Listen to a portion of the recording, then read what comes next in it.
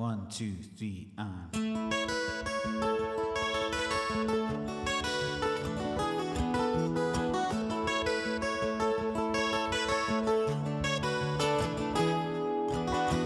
Here comes the sun, doo-doo-doo-doo. Here comes the sun, I say that it's alright. Little darling, it's been a long, cold, lonely winter. Little darling, it feels like years since it's been here. And here comes the sun, doo-doo-doo-doo. Here comes the sun, I say that it's alright. Little darling, I see that ice is slowly melting. Little darling, it feels like years since it's been clear. And here comes the sun, doo-doo-doo. Here comes the sun, I say that it's alright.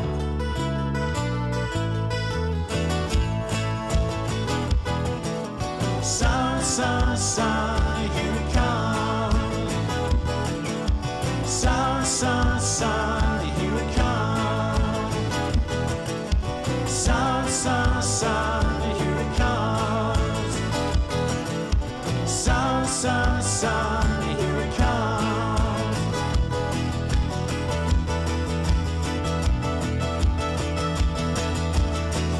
Little darling, the smiles will turn to the faces. Little darling, it feels like years since it's been here. And here comes the sun, doo-doo. Here comes the sun, and I say that it's alright. And it's alright. And it's alright.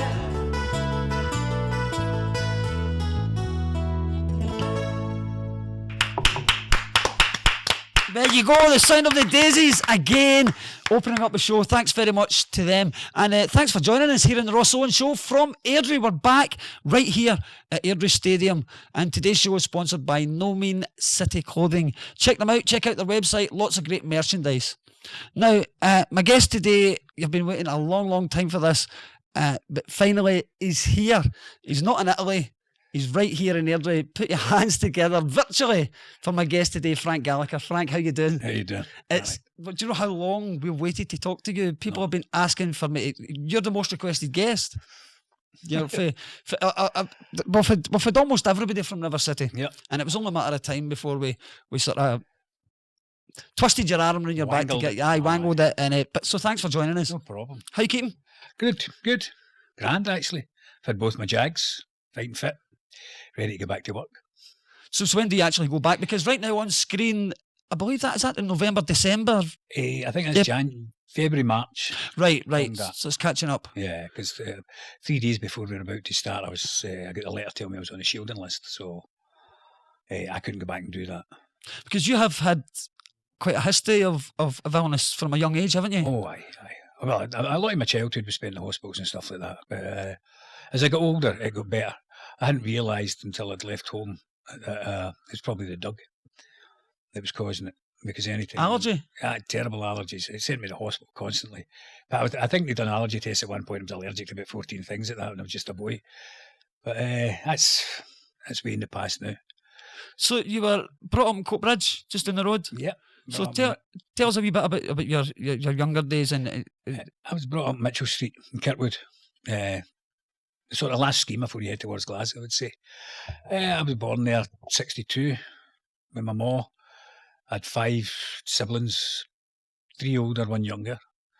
As I always say, my ma and dad married in 58, I think it was. John was born in 59, Katie 60, Kevin 61, me 62, Mary 63, and then my dad died in 64. So you're only a young age. Otherwise, we'd had a football team by now, you know. Mm. And so growing up in Coatbridge, what school did you go to? I went to St Monica's Primary. And how was that? How was your school days? Were you a good pupil? Yeah, it was okay. I did spend a lot of time away in hospitals and whatnot. But I enjoyed the school life when we got there. I was always playing catch-up. That was the only thing. If you went away for a bit and you come back, you just had to start playing, which was fine at primary, not so good when you went to secondary school, you know. Yeah, of course, aye. And but were you, what kind of topics were you into at school? Would you be more into the drama back then, or was this before you even considered being an actor? Oh, I never considered being an actor. School plays we used to do. I used to do them all the time. Did you enjoy that? Because I used to love doing the school It's plays. just a win, you know what I mean? In fact, I played Jesus in one point. They crucified me when I was about 11 years of age, so that was my first shot at serious acting, you know. So you went from one extreme to the other, from Jesus to Lenny Murdoch. Yeah. From Jesus to the devil. Antichrist. So I mean, I think when we're all at school, it's anything like drama or PE is like an escape from the real lessons. We all love that. But when did this sort of love for drama, where did that come from? I think it just came from watching a lot of movies when I was young, you know, all the old gangster films, of course, that BBC Two used to put on a Saturday afternoon, just watching things like that. Because when I went to secondary school, it wasn't the greatest time. You know, I didn't really go much, to be honest with you. Some of it we been ill, but then at one point I was off for about 3 or 4 months. We've not been well. And when I'm back, as I'm saying, the difference with primary school is you don't get to catch up, you just get in there and go on with it. So I decided to stop going for a few times. Sure. Do you think it's important? It is important to have an education, but do you think it's an absolute requirement to have qualifications to be an actor? To be an actor? Mm-hmm. No. I think I've always just said, you know, you can either act or you can't. It's either in there. Even when I went to drama school, the lecturers would say, you know, here to teach you to act. You presume you can already act. Can you teach somebody to act? I think you can teach them the skills, you know, the movement skills and learning skills. But I think there's something innate in it. Is that something that you've ever considered, or have you done that, like master classes? Or no, I'm just a straight down the line jobbing actor. And very lazy with it, to be honest with you. And in what sense lazy? I'm probably... You just see it as a job? Yeah, I'm probably the least ambitious person I know, as far as that goes. I'm just happy. I'm very happy. I've been in River City now for about 16 years, so I've not had to really look for anything a lot. But kind of like the Bobby Ewan as well of River City, because you've been killed off a couple of times, haven't you? Well, they made me disappear. The first twice I was in. First time I got sent to jail, and the second time they threw me in the river. Which you didn't know if I was going to survive or not, but then they brought us back, and then once you bring a wife and kids in, you think, well, I might be here for a wee bit longer than I thought, you know. So when you made your first exit, your second exit, did you think that was it?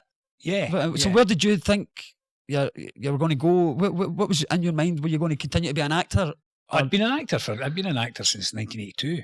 Right. I'd went to drama school. I'd done about 20 years of theatre. It was mostly theatre stuff that I'd done, you know, and then of course 5 Taggarts over the 20 year as well, and other dramas that popped up, but it was mostly theatre. Did you do City Lights? I think I'd done one episode near the end where I was fixing a lift. That was it. Everybody got a shot to come in, you know, and get your 5. I was going to say, because when we did the tribute to Andy Gray recently, and I was looking at the IMDb page for City Lights, yeah, and everybody's in it. Oh, everybody. Everybody Got a shot. It's incredible the amount of people from River City that's in it. And I got looking at the cast list, I was thinking, I didn't realise they were acting way back then, you know, in City Lights. But one of my favourite Scottish films of all time is Orphans. Aye. And Stephen McCall's a good friend of mine. Tell us about that experience. Doing Orphans was great. It was working with Stephen was a joy as well, because Stephen's a fantastic actor, isn't he? Yeah, and we had a great time on it. And working with Peter was great, because we were all pals. I mean, Peter was one of my best pals then anyway, you know. And I think I landed that job because I think David Mackay was supposed to do it. So David Mackay, for those that don't know, played Stookie back in the day, the TV show, and he's also a director on River City now. Director on River City now, aye. So what's it like working with David on the show? Oh, it's great, because I mean, we're very close buddies, you know, and I've known David for years and years. Since I was staying up at Cumbernauld at one time, I think it was the first time I met him, when they were doing, I think it was called Workhorses, I think that was called, a drama at that time. Was that Cumbernauld Theatre? Yeah, that's where I started off, was in the Cumbernauld Youth Theatre. Mm-hmm. When I was 19. I was getting a bit on for a youth theatre, to be honest with you. But I was taken up there with a guy who was at the time a probation officer to get his... Because I had a joke with him one day when I couldn't find anything to do, and I was just getting into more trouble. And it was, what do you want to do? And I just said, well, I was fancying being an actor or a singer, you know, just for a laugh. And the next thing I knew, you know, he had me up at the Cumbernauld Theatre. They had a youth theatre going there. He went in to see the guy, John Baraldi, I think it was on at that time. And they said, we'll take him up and see how he gets on. So I went there and had a great time. Only the first time I heard the word improvisation, I was like, sorry? Say what? So somebody figured it out, just meant made it up, just make it up. But I went from strength to strength, and then we actually started our own unemployed youth theatre there the next year in 82, which was called On Your Bike, named after Norman Tebbutt's famous phrase of how you should go and look for work, And that's where I really learned the trade, because it got set up in audition for the academy by my probation officer, and you just realise right away you know nothing. You know what I mean? So they basically said, go away. So it was a bit of a godsend to go to theatre. And then when we started doing the unemployed youth theatre, it was all people around my age. Mm-hmm. So then you had to start to learn to write your own stuff, build your own sets, do your own makeups and everything to get it done. Under John Baraldi's auspices, and another guy, John Haswell, who was a great guy as well. And we ended up writing a show that was supposed to go on 3 nights. We ended up touring it for about 3 months. So that gave us an experience of actually being a professional, without actually getting paid, of course. Sure, well, yeah, semi-professional then. But that was great fun. And then for a wee while there was 4 of us sharing a flat, which was myself, Martin McCartney, who's the exec producer doing it at Riverside now, Paul Higgins, who was in the line of duty there, and Neil McKinvin. Neil's been in umpteen things years. The 4 of us shared the flat for about 2 years, which was just mental, absolutely mental. And Martin's the quiet one. Well, I think Paul had just come out of seminary at that point, so it was a bit strange having him around telling you should be going to chapel and all that, when you're your first time away from home. Of course. But we had a great time there. But as time went on, people started drifting off to go to drama schools. Martin went first to Rose Bruford, then I think Neil went to Neil went to RADA, and Paul went to Central. So I was sort of the only one left. But even then I was lazy. I had no ambition to go to London. And somebody said to me, well, why don't you try Glasgow? I went, well, all right. And a school teacher, God love her, Daphne Kirkpatrick, the head school teacher up in Cumbernauld at the time, she wrote me a cheque for it. And I said to her a few years later, I said, see if you'd give me the cash, I wouldn't have went. Really? I would just have spent it. I mean, because you were just living hand to mouth at the time as well, Mm-hmm. And then I got into drama school and had a great time for 3 years. 3 years learning how to socialise properly. Sure. But you pick up a hell of a lot that you don't know. It's only when you go and watch the same thing that you were doing that you realise how much you've learned, Sure. Now, we started to touch on Orphans there, and I drifted off, started to talk about David Mackay. So you were just starting to tell us about the experience of working with Peter and David on Orphans. Working with Peter and Stephen was great fun. And the thing I remember most on the first night was there was a scene where somebody had ejaculated in my eye. Brilliant. And we actually done that on the first night, and they couldn't figure out something for the right consistency, as they say. And somebody come up with this fluid or whatever they put in it, but it nearly burnt my eye out. Really? When it hit me, I think we had to stop for a couple of hours then. But that was the start of it.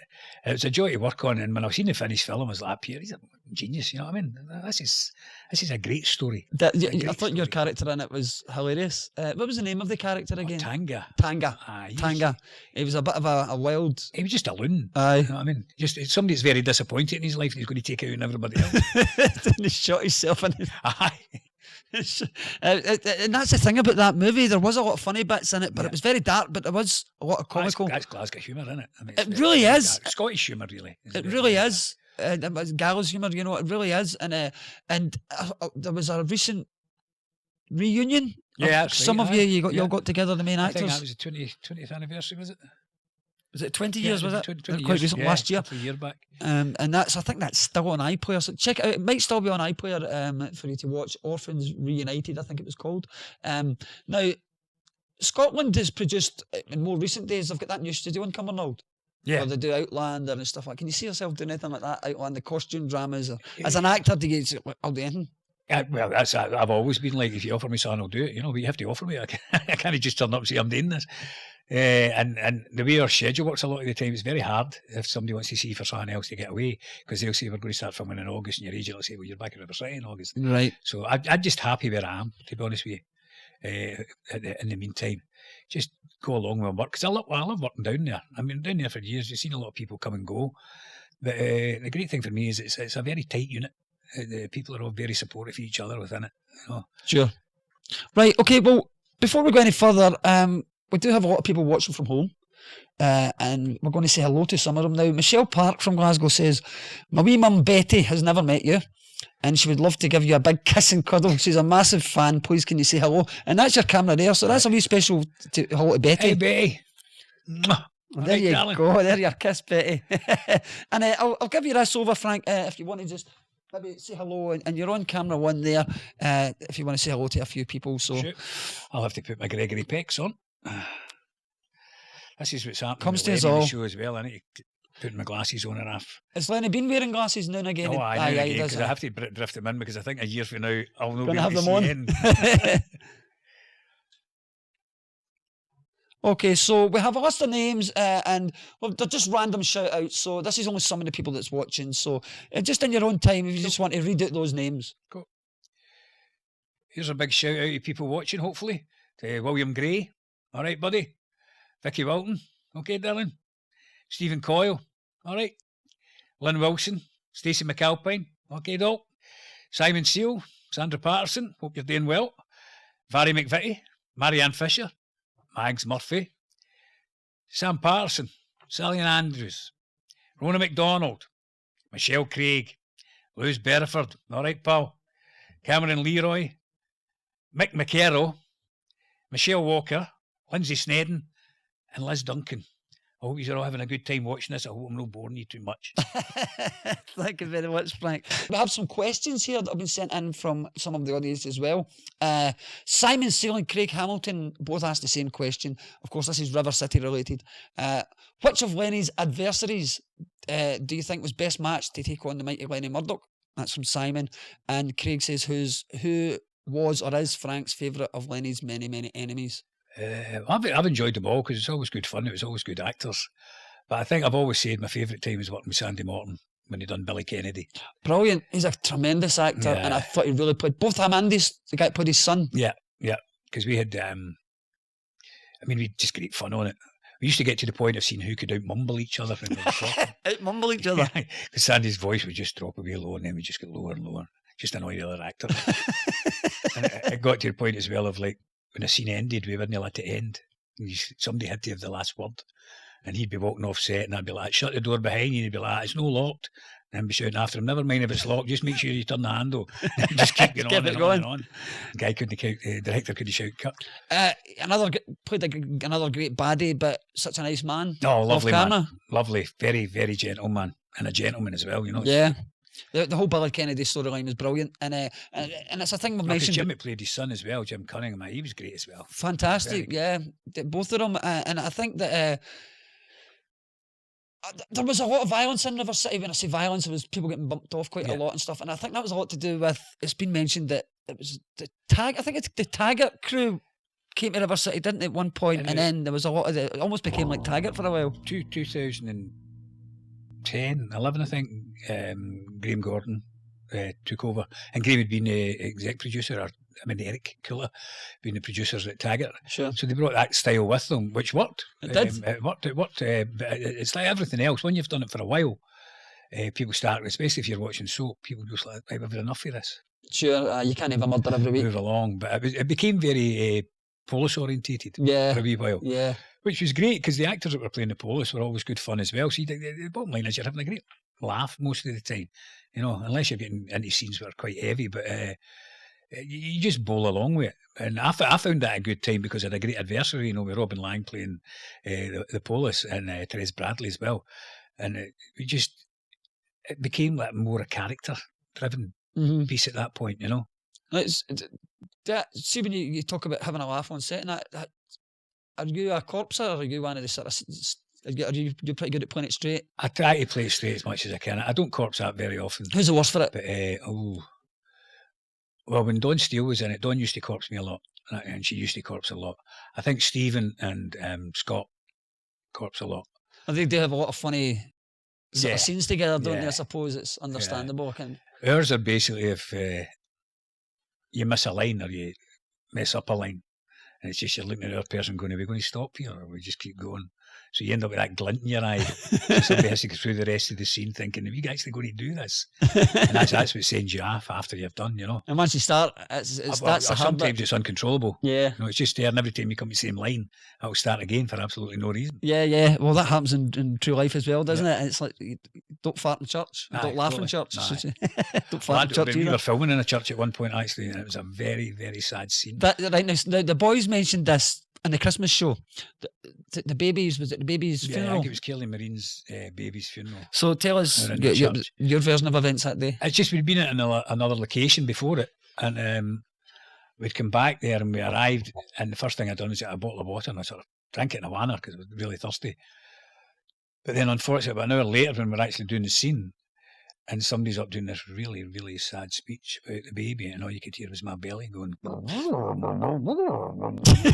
about half an hour, all the way through it. And people were trying to kid on that it wasn't happening. And you just see people sitting like that. I think, lesson learned. That's what it was. That's what I remember now, because it was Jordan that told the story. You know, he heard was Frank's belly going, and they were laughing. But I mean, some of the storylines like you just mentioned, like that one, they do have some great storylines and very serious storylines. Obviously, they had the baby's death, they've had the COVID, and you know, and with your character, it was pretty much always pretty serious storylines. What you try to do is find humour within it. You know, because when I started playing Lenny, the thing I wanted to give him was a sense of humour. But how much input do you have to the character? I mean, right, you'll get your lines. How much freedom do you have with that as an actor? Well, there is restrictions. You can't just change the script on your own. If you want to change something, it's because you're reading it all the time, and you might just spot something. You say, "Well, I don't think I would say that," or you think, "Why don't I throw this in?" You know, and everybody gets free to do it as long as you go and clear it with the director and the producers. Ad-libbing's not really a thing, although I've been guilty of it on many occasions. But if it's funny, they'll let you away with it, and if it's not, we'll just end up in the flare. Do you ever trip over a sentence again as an actor? Just is there ever a line written like that? Like I just said, like I just done there. Is there ever a line written that it doesn't run off the tongue? So you maybe say, "Look, can I try saying this a different way?" Oh, that happened to me recently. I had to do it, and I can't even remember what the line was, but it was like, "So you do what he says," and it was like, what does that mean? It was something like that, and I eventually just had to say, "So you do what he says," but it was more convoluted. It's not. It's the writers writing it the way they're thinking about it. When you come to speak it, you're like, Yeah. I spoke to Gail about how much freedom you have with Scottish slang. I think it was actually Paula was talking to us about Scottish slang as well, you know, like as opposed to saying yes or I or no. You know, if they say if it's written that Lenny says yes, you go, Lenny wouldn't say yes, he would say I, you know. Is that just something you would have to discuss with the director? And well, no, that just comes naturally, because when you get the script, it's all written in English across the page. Right. It's not written in dialect, you know, so what you do is you just put your own dialect. So you as the actor have got that freedom to do that, right? I got you. But you're given that freedom, because there was at one point a few years back where we actually tried to anglify it a wee bit, and it seemed very strange that everyone was talking like this all of a sudden. Mm-hmm. And they thought, that just sounds ridiculous. You think, you know, you play to your audience, and our audience is Scottish people, and you think, I don't know if they were thinking we might get networked or something at that point. That happened once or twice over the years, but it didn't last long. And right. You just drop back into the vernacular. But I think when they anglify it doesn't work, and it makes it less believable, doesn't it? If they do it too much. I mean, I watched the Sense of Freedom, you know, David Heyman. Oh, love it. Jimmy Boyle. And there was a Scottish version of that, and then there was an Anglified version, which was quite strange because it really stood out. People were just articulating. But also, there was a great scene with Alec Norton in the bar when he's actually saying to Jimmy Boyle, I've got the money, you want a half and a half? And when I get dubbed, it was like, would you like a scotch?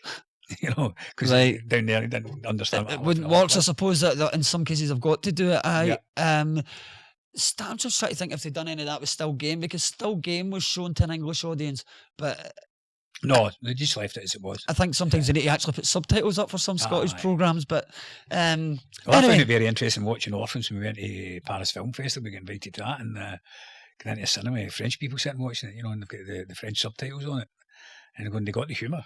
They completely got the humour because they see what's happening on the screen, right? And then they just translate it.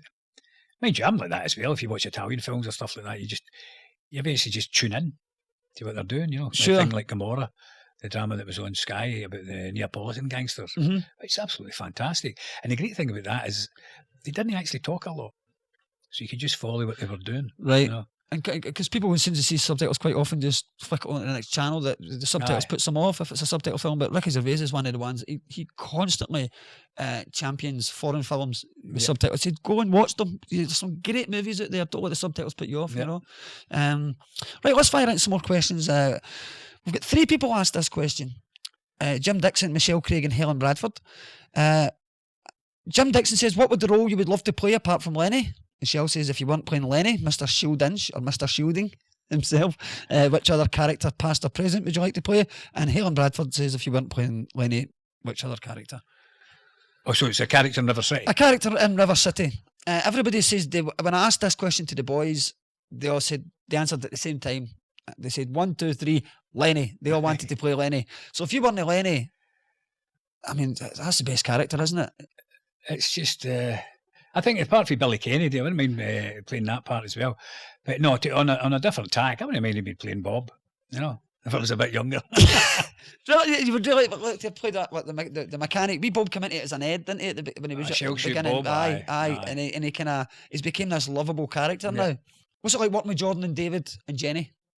It's great. Do you have a sort of close bond working with the same actors all the time? And it happens over time. It happens over time. It's like when Jackie was here and she was Lydia, we were very, very close on set and at work, but we didn't socialise or anything, you know, it's just one of those things. Because we used to socialise a lot more in River City, not so much now, especially with COVID and everything going on. But it's just over the years, because every character I've worked with, I've been very lucky. I've been very lucky with the people that's come in to play the parts. Because, as I say, everybody gets on. Or at least on the surface anyway. But everybody I've worked with throughout the Murdoch thing has always been great fun. Who would you say you're friends with off camera? In River City. From a cast. I know that you and Paul Corrigan are pretty close. Well, me and Paul's very tight, aye. But me and Jordan, Stephen and Scott are quite chatty. I think they're sort of almost a generation younger than me, though. I'm getting to that point where I'm the old guy. You know, and I heard that not long ago. I think it was a supermarket I was standing in. And just out in my ear, I was like, no, that's him there. And I'm like, who? And he went, the old guy. And I was like, oh, thanks very much. That day's arrived, has it? First the glasses, now you're getting insulted. Right, okay. Question 3 is from Marty Lawrence. Do you think the BBC would be receptive to a Lenny spin-off? He reckons there'd be a strong appetite for this. And I said the same about D.I. Donald. Right. I thought Robin could have had a spin-off from that. Well, D.I. Donald was a spin-off, really, of Taggart. You know, well, that's been said as well, yeah. Aye. That's been said as well. So what do you think? A Lenny spin-off, do you think it could work? I think if I was a bit younger, I wouldn't have minded a shot at it, you know. But now I'm getting to the point where I'm grandpa. However, so you get to the point of saying, look, I can't always be around threatening people. When you get to that age, you've got other people to do that for you, but then I don't want to talk myself out of a job either, you know. So I'm quite happy to go around grunting and groaning at people. And it could be, I suppose you could do it as a series of flashbacks or something with you playing older Lenny. Old Lenny there. Older Lenny and flashbacks to maybe a younger actor doing there could be something, I suppose, but you never know. That will just, you know, when you see some comments on the River City page as well, and it's like, you know, the old Lenny. Going, all right. Oh, well, accept it with grace. You can nip that in the bud now. Now you'll be getting a visit. Right, Gemma Allardyce wants to know, if you weren't an actor, what would your chosen career have been, do you think? I think when I was young, I thought I'd been a doctor because I was always in the hospital, you know. But I never. My thoughts were, when I grew up in Coatbrig, it was a bit like Billy Connolly used to say about the shipyards. You know, when you left school, so many people went into steelworks, because big steelworks there, and out in Ravenscraig as well, out in Glasgow. And the year we left school in 78, 79, that's when it started shutting down. So instead of people getting into work, that's why a lot of people didn't bother about qualifications. Because you thought, well, you'll end up working in the steelworks or something. I don't even know if I did again. I was a wee skinny thing, made about 6 stone wet. But we used to get sent round them with my ma every week to go round and see you taking anybody on. Right. But then all of a sudden they started shutting down, you know, and a lot of people were just out of work. And where I stayed, that became pretty grim. And it's a shame. I mean, I've left Coatbrig for a long time now, but it's always been my hometown. You know what I mean? And it's like, you just like to see it doing well. You like to see people that come from there doing well as well, you know. But yeah, that was a weird time, because we left school, everybody thinking you're just going to wander into a job. And I was a bit unlucky in other ways, that both my brothers were painter and decorators, but as soon as you opened a tin of paint, I fainted with asthma, you know. So really, so I was out the window with that and all. So you couldn't be a painter decorator. So what do you think you would have done then? Steelworks, you reckon? That was maybe Well, ended up. that's what I thought it was going to come, or just an ordinary job, something that didn't require studying. What you like about the house? You a handyman or? I tell the missus, she'll ask me to do things, and it's about 3 months later I'll decide that I might have a go at it. You know what I mean? Because actually the other night we had to unblock the sink, which was a nightmare. I went on for hours. Unblocking the sink. I was like, I'm just not one of these people that can unblock sinks. I don't know where this comes from. Well, I'm like you because I'm totally like that. And I would have just thought you just got to plunge under that 3 times or something. That was a sink unblocked. I would have thought that's what you do. Yeah, but well, eventually worked after about 6 or 7 hours. In fact, I've done that. I got about 6 o'clock yesterday morning. Thought I'll get one more go before I go out. And it just goes, doesn't it? When that lovely noise of buff. And I was like, I'm a DIY guy now. It sounded a bit like your belly did in that scene. I've always said to the missus, I don't do DIY. I mean, I'll put coat hooks around, but it's just not something I get into because I'm a lazy at heart. That's the bottom line. Right, now I'm going to ask you one more question, and then we'll take a wee break. We're going to bring on some live music from the Daisies, who we heard earlier on. One more question from the fans, and this is from Paul Robertson and Janie Davidson. Thanks for your questions, guys. What's your favourite storyline that you've done in River City? Both the same question. That's from Paul and Janie. Favourite story? There's been a lot. I think the whole story years ago was finding out that Ewan and his mother were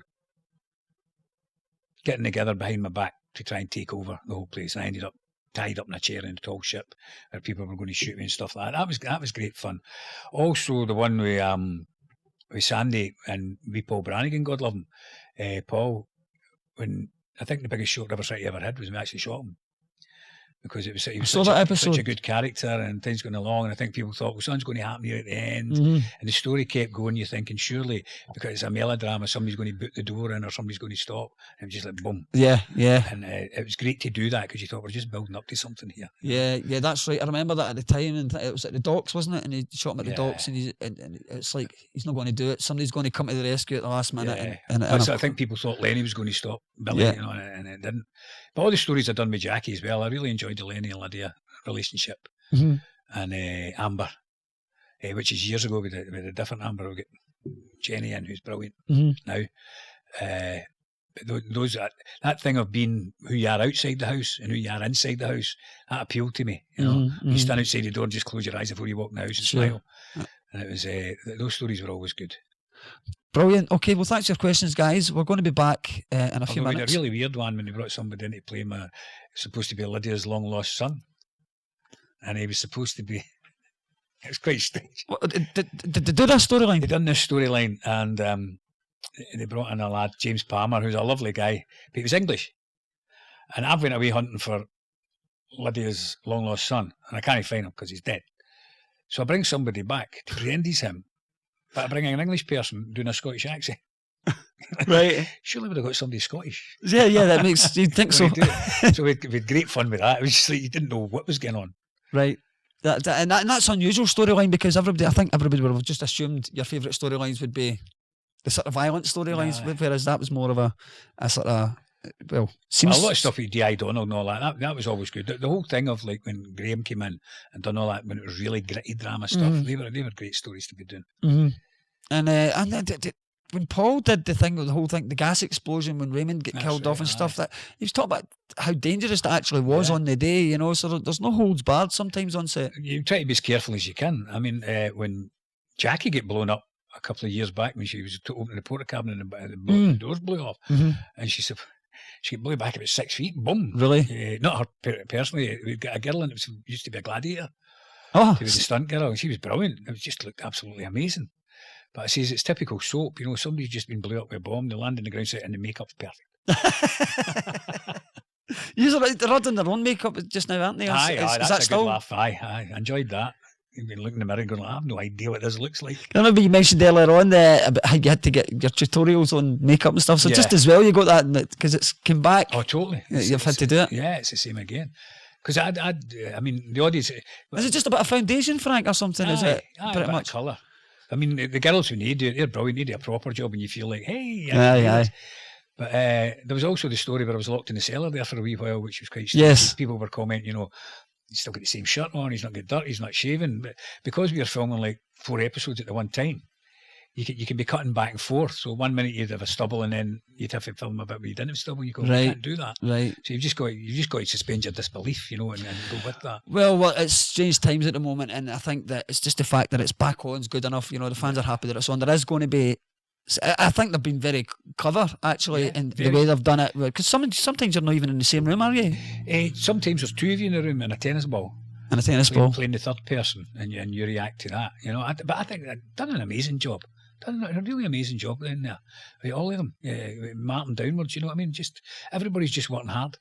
Everybody just wants to get the show on, and of course it won't be the same because you have these things at distance, and sometimes what will happen then is the scenes will become longer and a wee bit more talkative because you can't do action scenes as much because of the distance either. Mm-hmm. But I think people are enjoying it enough to keep it going. I love it, no matter what you do. And again, it's just learning a new thing. Mm-hmm. How do you do this? You know, and everybody gets stuck in.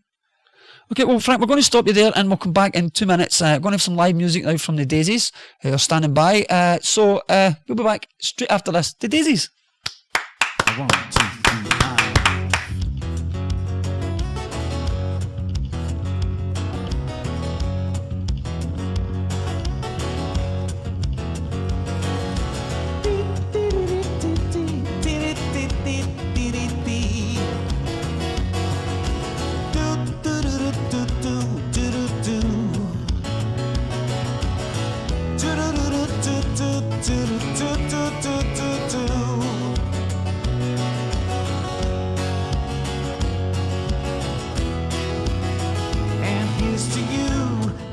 Robinson, Jesus loves you more than you will know. Whoa, whoa, whoa. God bless you, please, Mrs. Robinson. Heaven holds a place for those who pray.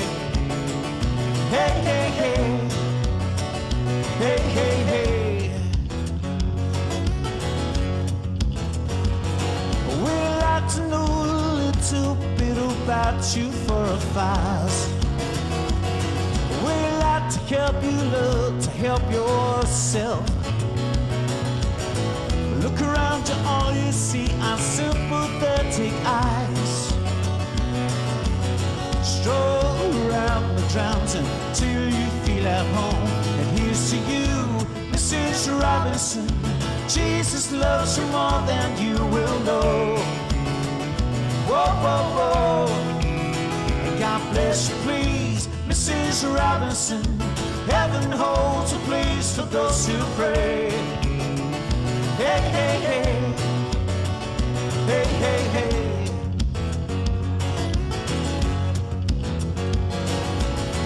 Had a little hunting place where no one ever goes. You put it in your pantry with your cupcakes.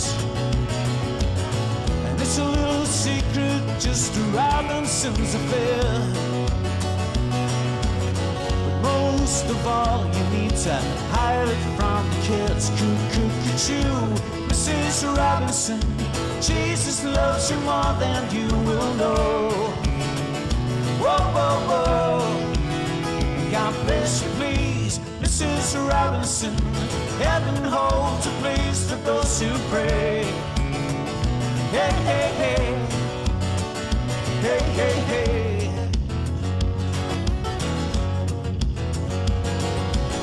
Sitting on a sofa on a Sunday afternoon, going to the candidates' debate. Laugh about it, shout about it when you got to choose. But any way you look at this, you lose. So where have you gone? Joe the Maggio, our nation turns its lonely eyes to you. Woo, woo, woo. What's that you say, Mrs. Robinson? Joe Joe has left and gone away. Hey, hey, hey. Hey, hey, hey.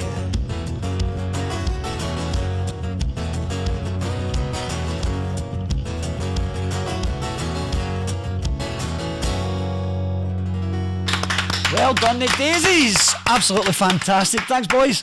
Great band. And are you a music lover yourself? You mentioned earlier that you wanted to be a singer or an actor. Is that? That was just a joke. To be honest with you, You can hold a tune, can you? I can hold a tune. Just I used to do karaoke Elvis. That was my. What was your Elvis song? Thing, Burning Love, which I've used Brilliant. so many times. In fact, when we Did you not win a competition? And did I read that you won a competition somewhere in Spain or something? We went over to Seville, and late at night they were having a karaoke competition, and I think it was Malaga. And they were like, "I'll be and get Aldi." So we went up and ended up winning it. They give you just a big bucket of coins. I won a bucket of coins and a big bottle of champagne. Nice. Went off down to the beach. Were you getting all the actions and all that? You one of the karaoke well, people? Once you're drunk, you think you are Elvis, you know. Yeah, well, do you know, it's because the Lenny Murdoch thing, I just can't imagine you just being that. I'll go up and sing. Oh, I love chanting. That's what we do in the house of a Friday, whatever. But the thing is, my wife had tapes on the other day and I came on, I went, I'm rotten. I'm absolutely rotten. Must be just hearing names singing and thinking it's me. But we just put on sometimes, it'll come 11 o'clock, we'll just put on YouTube. Just get the songs on.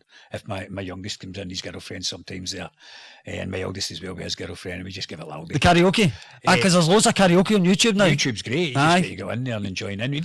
Half of it I like because you don't need the karaoke. You just put the artist on and everybody knows the words anyway. Right. 'Cause my youngest is absolutely brilliant at lyrics for Billy Joel songs. Absolutely incredible. Billy Joel, I know you like Billy Joel. Is it Goodnight Saigon's one of your favourite songs? Goodnight Saigon, aye. And Scenes from an Italian Cafe, I would say. Or Scenes from an Italian Restaurant, is it? Scenes from an Italian Restaurant. Which is, we went to see him actually for my birthday 2 years ago down at Wembley. Absolutely brilliant. And the first thing he said when he came on is, I'm not going to play any new songs, and everybody just cheered. That's what you want. You can't go and see. Don't want a new album from somebody like Billy Joel. Elton John played here. Yep. And he did a double header with Billy Joel at one point. They did a tour together. And you don't want to hear his latest album. You want to hear the classics. That's it. You want to hear them all. But we're hopefully that Billy Joel was one of the names that we were tossing about because we're going to start doing more shows here at the stadium, right. On the pitch. We're talking about Madness and UB40 doubleheader, but Billy Joel was another one, and who was the other one? Lionel Richie. We're talking about bringing these people, and then COVID came. That just put everything on hold. But hopefully, you never know, maybe one day you'll get to come to Airdrie and see Billy Joel. I kept missing him because I remember I was filming in Ireland a few years back, and he was in Glasgow, and then I just finished him at home, and he just went to Croke Park. Oh, you're joking. Missing out both ways, you know. But I eventually got to see him, and it was well worth it. Now, we were chatting earlier, and you mentioned, we'll talk about your character, Lenny Murdoch, being in Italy at the moment. Yeah. On screen. And you said you've got relatives in Sicily. Yes. Yeah. So, is that... I just thought it could give us a good reference. If they wanted somewhere in Italy, I could say it's there, because then, I mean, I know it fits in with the character as well, because flying out to Glasgow Airport a couple of years ago, and the guy's like, "You're going to Sicily? Really?" Nobody. I just thought it could give us reference points, you know, of where we are. But I don't even know if that'll come into it. Mm-hmm. You know, it's just... But in reality, the reason you're not on screen is because you've been shielding. Yeah. And so how have you been filming those? So what will you just record an audio and they just dub that in? That's what they do. Just so you don't actually talk to anybody? Well, I can go now. If we're doing stuff now, we can do screen stuff, because I'm allowed to go back to work now. Right. Even though I won't not specifically in the episodes, but if somebody's doing a call with me now, it wouldn't be the phone. It'd be like FaceTime or whatever, you know what I mean? And how do you feel about it? Have you been missing it? Oh God, aye. I miss going to work. I love going to work. It's like, I mean, I moan all the time when I'm there, but I love going. So what's an average week before COVID? What would an average week on for you be? How many days would you generally be in? 5 days a week? 5 days a week, or maybe 4. You'd maybe go the one day, depending what your story was. If you were heavy with story, you'd been a lot. If not, but sometimes it gets spread out. You've just got one scene a day, which is like heaven. You know what I mean? Back up the road again. The hardest thing for me being an actor, to be an actor, would be remembering the lines. Now, Robin mentioned, I sing, and Robin says, just like learning a song. He said, you learn a song, you learn the words to a song, start to finish, and then you get in your daily song. He said, that's just the exact same. Do you ever find you just can't take it in? And you're like, you're due to start filming, and you've no quite... I start off with that thing every time I get a script. And you usually get 2 or 4 scripts at the one time. You're doing 4 episodes. And it's just finding a way. And just over the years, I've found my way into it by just reading the scripts, then getting all my scenes, putting them together in story order, and then start learning them like that. And then about 3 days before you start filming, you get your schedule, which will tell you what you're doing. Then I'll start putting it in shooting order, which scenes you're doing first. Otherwise, I just get befuddled about what's going on. But I'm always complaining, I'll never learn this. Every time it comes in, I can't learn this. And I think a lot of you do. This will never go. That was my biggest fear is learning the words. I think I'd just dry up. But it goes in. It goes in. Because see, right, as an outsider, as a non-actor, I'm thinking, right, so you've got to learn the words, right? And not just learn the words, you've then got to act as well. So you can't be thinking about the script because you're focusing on the acting. Yeah. So that's where I would find it difficult. But that's why you're an actor and I'm not. It's because we don't get a lot of rehearsals in Riverside except when we're on set. Don't you? But you usually find two's enough. You'll go on and you'll block it and you'll do it, and then hopefully that just nails it down for you, because sometimes you can be walking on set on a Monday morning going like, I don't know if I know this. Mm-hmm. But it's usually when you hear other people's voices, everything starts rolling into the scene, because you've been reading it every day. Every day you just keep moving through it, and eventually it's like Robin says, it's a song. You start going, oh, that's that bit. But I mean, there's been plenty of times I had to stop. I mean, it doesn't all run carefully. I mean, there's certain times that it just won't come. Yeah. You talk to somebody, you go, it's just no here, and you're hoping they'll just carry on so they can just cut that bit in later. Well, the great thing about television is they can do that, just as opposed to a live show on stage. A live show, you've got to get yourself out of it. That's what we were always taught. Got yourself into it, get yourself out of it. Aye. Just gibber. Aye. You'll get away with that though in a live situation. And you did mention before in a previous interview that you took it for granted acting. You thought, this is easy. Aye. And then, am I right in saying that you maybe came across, I don't know if you were auditioning somebody for something, or I was at drama school. Aye. And you realised maybe this isn't so easy. Maybe I'm onto something here. Well, it wasn't so much that. It was like, you get into doing something and you enjoy doing it that much, and you can't understand why everybody doesn't do it. And it's always say, nobody starts out to be a bad actor. Mm-hmm. It's just everybody's got a dream of doing the thing. And I just found that I was finding things going, aye, I get that. And I thought everybody was exactly the same until in the third year at college and was doing auditions with some people that were coming in, and I was like, heavens to Betsy. I think there was one girl in, God love her, and it's that long ago she'll not remember, but I had more to say than she did in her audition. She would say 2 lines and I would speak 10, then she'd come in with another 2, and they're like, who's auditioning here, me or you? Aye. But that's just the thing you find out as you go along as well, because I'd always taken it for granted that, well, if you want to act, you can act. Sure. So let's do some more shout outs for those watching at home, Frank. I'll just pass you some names over there. So thanks for staying with us and tuning in. Frank's going to say hello to a few of you. Just random names. It's not everybody, just a few of you picked at random. It's a wee shout out for Lisa Moffat, Kieran Taylor, Kellyanne McAteer, Joyce Nairn, Jean Ralph, Catherine Leonard, Helen Bradford, Hazel Wilson, Gordon Smith, Gina Kavanagh, Jordan Geddes, Jonathan Taylor, Joanne Chisholm, Jim Dixon, Gemma Allardyce, Donna Carberry, Caroline Irwin, Ashley Harvey, Audrey Hume, and my favourite one, Alison Gallagher.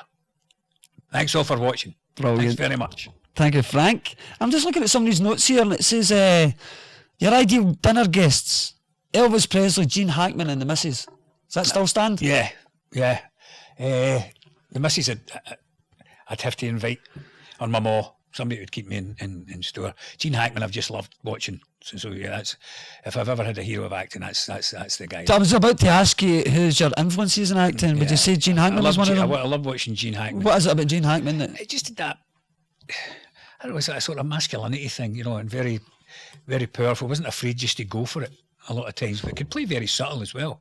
Just a fantastic actor. There's so many heroes I've got in acting though. I'm just like, Brando's got to be one of them, is he? Yeah. Brando when he was young, aye. Al Pacino, especially as well. The Departed is one of my favourite films, which I know Pacino's not in that, but it's Martin Scorsese films I love. Aye. The Departed. Did you seen The Irishman? Yeah, about 4 times now I've watched it. So it's brilliant. I love it. I love watching it on Netflix because you can actually go up and go to the toilet. I went to see it in the cinema when it was first doing. It was like 4 hours long, and it was they put special screenings on the Grosvenor in Glasgow, and me and the missus went, and I was like, my God, I'll never make this, but I did. I loved it. Aye, 4 hours a long time, but it's strangely, well, there was mixed opinions about it. People saying it was too long, some people, but I like that kind of film. I like these. I think it's nice watching it in the house. You can do it. It's like when I first seen Once Upon a Time in America as well. And I was lucky I'd seen the 4-hour version because it had come out in video or something. I just found out about this a month ago. There's this other version of it, and I was reading all about it. It's intriguing. Because the one they put in the cinema was rubbish. It murdered the film. They ripped it to shreds, Right. and because they chopped it up. Yeah, because going to pictures was a big thing for us when we were wee as well. You know, that was. Oh, aye. Do you remember that queue at the pictures in Coatbridge? I used to go there all the time. Aye. That's where I saw Jaws. Well, Jaws was the first one I went to. Mine coming out in the big queue right around the building. Aye. Jaws, and that was before when Close Encounters came out. I think that was the same. I went there to see Close Encounters. I went to see Greased in that cinema, and I came home after seeing Jaws, and I was 10 years old, and I was fine after seeing Jaws, and I came and I went to bed, and my mother says to me, and don't be having any nightmares. I thought, well, what did you say that for? I wasn't going to have any nightmares till you said that. Aye. But that he'd come out the boat. But they pictures, I missed the days. Okay. Well, that's where you learned how to smuggle drink into the cases as well. And there would be fire exit, and there was always people wetting in their pals. Wetting in their pals at the fire exit, but it was like people wearing Parkers in the middle of summer, and there were a bottle of Buckfast in the hood and all that, no wonder none, to watch The Exorcist. A bit like football used to get the lift there. The guys, the older people would give you a half bottle to stick down the front of your drink and lift you there. Aye. Are you a football fan as well? Do you go to watch the games? I've been a Celtic fan all my life, season ticket holder. And you also did the Lisbon Lions play, didn't you? I did the Lisbon Lions, that was great fun. I mean, it was just a reading really, but it sort of evolved into, by the time we were finished, we were almost performing it. You did that here, at Town Hall? We've done it at Town Hall. We've done it at Town Hall a few times, actually. But that was great fun. As I always say to him, it's just a great night out if you're a Celtic fan. You know, it's just memories. You know? So we had a ball. And who was it that did that with you? Oh, there was Gary Sweeney. Gary was in that. Oh, Gary did it? Yeah. Dave Anderson and Maureen Carr and Claire Gray. I'll get killed now if I miss anybody out. And of course, my boy Matthew. Matthew was in it as well. Your son's an actor? Aye. Actor and stand-up. Really? Is it so? Matthew Gallagher? Yeah. Oh, we need to check it. Is that who was going to come along with you? No, it's Michael, my youngest, was going to come along. Matthew working just now. Is it so? Is he acting in television or stage? No, he's just started out at it really. He was doing stand-up comedy for about 3 or 4 years. Oh, I need to check him out. Around Glasgow and stuff like that. Hardest show in the world, that. Oh God, I took my hat off to him. I couldn't do that. You know, couldn't do it unless you're steaming. Aye. You just make a complete arse of yourself anyway. It's because you're only as good to say you're only as good as your audience, and it's a big one, that, you know, comedy, because if you don't laugh, what do you do? Nah. You know, it's but I want to die. I want to get some more of these notes. Madam T. The reason Madam T is mentioned, I believe it was as. Well, you tell us. Yeah. Madam T always comes to mind, people, so was there any show in it you just couldn't get? And that was one that I'd done. And again, I was lucky because the actress I was working with, Andrea Hart, she was brilliant. She ended up coming into River City later on, funnily enough. But I didn't even get it to start with. But I was just out of drama school, and I was trying to find getting into companies, and these guys asked me if I would do it, and they were giving us some money. And we'd done it, but as soon as we started, I sort of regretted it because I just didn't understand what the hell they were going on about. I knew it was a sort of correlation between that and Margaret Thatcher. That was about as much as I could make out of it. But on the last night, I ended up just sitting in the toilet for the second half. I was supposed to sit in a courtroom and listen to somebody talk for 45 minutes, and I thought, I can't bear it. Really? I can't bear it. That was me, sitting in the toilet reading the paper. So that's one of the things where you get in acting, you don't always get to choose what jobs you do, but I wish you did. Yeah. Is there a particular role that you would love to have? Or, in fact, I think that might be one of the questions that we've got. You know, is there an iconic role out there that you would love to have played? Popeye Doyle and The Fred's Connection. That's a film I always go back to. I think it's just a great film. It's mental. It's very exciting. Some gangsters about drugs. And playing the Gene Hackman part as well. See, when I think of Gene Hackman, for me, my era of Gene Hackman was the Superman films. I know he did all the other stuff, the incredible acting, but I just see him as Lex Luthor still, you know, because that's my introduction he's to brilliant him. in that as well. You know, I mean, I think he's just brilliant enough, and he does. It's one of those films, if somebody turns up and his name's on it, you go, well, it's going to be worth watching. Sure. For something, you know what I mean? Yeah. There's a lot of actors like that. I mean, I just love watching movies. Have you met any of your heroes, acting heroes? No. Career high. Career high. Do you have one yet? No, it's not come along yet because I'm I'm not that old. You're just Everybody calls me you're in your old, prime. I'm still I think when I play a pensioner and something, that'll be my career high. I've joked down at Riverside, if they can keep me on to a transform into Johnny Beattie, I'll be quite happy. That'll do for me. Well, Johnny, but he was still acting until he was, what, 89 or something like that. Aye. And you know, I knew Johnny through Laurel and Hardy. Yeah. He saw Laurel and Hardy live. Aye. On stage, and he used to always talk about it, and what that line he has, he used to come. He used to say, "And the Glasgow Empire, where they left no turn unstoned." Aye. Brilliant. Guys like Johnny just kept going and going and going. Yeah. Do you see yourself being like that? Are you going to be like the Rolling Stones of acting? You can't be retired. You know what I mean? What are you going to do? All of a sudden, you've no money coming in the house. Of course, that's true. But the good thing about acting is you can continue and play it right up until your dying days. Totally, till you die. Aye. Well, Jerry Lewis done it. That's I know. a great comfort to me. I could just, the day before I die, somebody will offer me something. I think I can do it. Oh, listen, Lenny's character, we don't want to see him go. They keep, as we said, they've written him out a couple of times before, but they brought him back. But he's got MS. Yeah. That's only goes one way, does it? Totally. I think it's played in very low key now, because you're thinking if you take that to its natural conclusion, then He would be away by now. you'd be away by now. I think what happens sometimes is you get a story that starts, and then they think maybe we've taken that too far.